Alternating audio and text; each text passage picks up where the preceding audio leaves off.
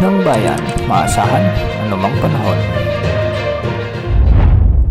Magandang araw po sa ating lahat. Narito ng pinakuling update sa magiging lagay ng ating panahon sa araw na ito at sa mga susunod na araw. Sa kasalukuyan ay patuloy na nakakaapekto ang trough o extension ng dating bagyong Verbena, at ito yung bagyong may international name na Koto, na kung saan apektado pa rin ang trough ng bagyong ito ang Kalayaan Islands na magdadala ng maulap na kalangitan at kalat-kalat na pag-ulan at pagkidlat, pagkulog. Huling namataan ang sentro ng bagyong ito sa layong 440 kilometers hilaga-hilagang kanluran ng Pag-asa Island sa may Kalayaan sa Palawan. Taglay pa rin ang lakas ng hangin na umaabot sa 85 kilometers per hour malapit sa gitna at pagbugsong umaabot sa 105 kilometers per hour. Sa kasalukuyan, dahil sa mabagal na pagkilos nito ng pahilagang kanluran, patuloy na magdadala ito ng maulap na kalangitan sa Kalayaan Island. Samantala, ang Amihan naman ang magdadala ng maulap na papawirin na may mga kasamang mahinang pag-ulan sa Batanes at Babuyan Islands. Localized thunderstorms naman ang inaasahang weather system na magdadala ng bahagyang maulap hanggang sa maulap na kalangitan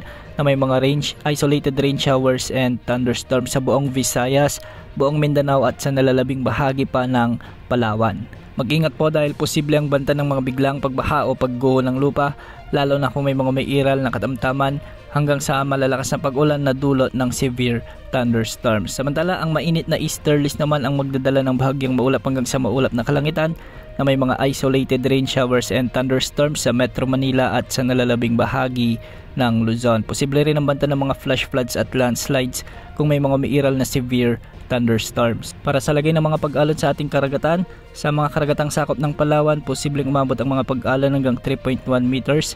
Sa may extreme northern Luzon, posibleng umabot hanggang 2.5 meters. Sa nalalabing baybayin ng Luzon, posibleng mga pag-alon hanggang 2.1 meters.